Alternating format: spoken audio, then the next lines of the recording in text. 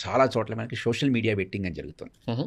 Suppose మీరు మీ country నుంచి మా కంట్రీకి రావాలనుకున్నారు కూడా చదువుకోండి, వీడు మన కంట్రీకైనా హార్మ్ఫుల్లా, దాని ప్రెడిక్టివ్నెస్ అంటే చేస్తారు. వీసా సపోర్ట్ ఉంటారు. వీసా అవ్వచ్చు, ఏదైనా అవ్వచ్చు అన్నమాట లోపలికి ఎంట్రీ దగ్గరికి.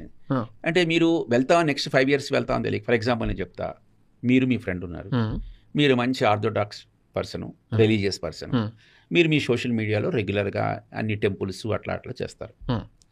అట్లాగే మీ ఫ్రెండ్ ఎవరో ఉన్నారు, he's interested in crime stories అనుకోండి. ఆ క్రైమ్ స్టోరీస్లో వాడు ఏమైనా యాక్సిడెంట్లు డిఫరెంట్ కేసెస్ పెడతారు అనమాట సోషల్ మీడియాలో. లేకపోతే కొన్ని చోట్ల వెరీ కాంట్రవర్షియల్ పోస్టింగ్స్ పెట్టచ్చు, మీరు నార్మల్గా కూల్గా వెళ్తారు. సో అట్లాంటి సిచ్యువేషన్ ఏంటంటే మీ ఇద్దరికి వెళ్ళినప్పుడు మీ సోషల్ మీడియాని మొత్తం ఓపెన్ సోర్స్ ఇంటెలిజెన్స్ అంటాం, OSINT అంటాం. దాన్ని బట్టి డిఫరెంట్ సోషల్ మీడియాస్లో మొత్తం క్యాప్చర్ చేసి ఈ person what type of thinking, what type of harm can, దాన్ని బట్టి రిజెక్ట్ చేయడం కానీ అప్రూవ్ చేయడం కానీ జరుగుతుంది. అందుకే యంగ్స్టర్స్ అందరికీ నేను చాలాసార్లు చెప్తాను, ఇష్టం వచ్చినట్టుగా చేయదు. ఎందుకంటే నెక్స్ట్ 5 years నీకు ఎక్కడ జాబ్ చేస్తావో తెలియదు, ఎక్కడికి వెళ్తావో తెలియదు. ఓకే, తర్వాత ఒకసారి రిజెక్ట్ అయింది అనుకోండి, ఇంకెక్కడ మళ్ళీ రాదు. అది కూడా నేను చెప్తాను. ఎందుకంటే మీరు ఇంకో కంట్రీకి వెళ్తానప్పుడు కూడా కాలం ఉంటుంది. Any time your visa has been rejected by any country, మీరు ఒకసారి టిక్ మార్క్ పెట్టారనుకోండి, ఇంకేది రాదు. రైట్.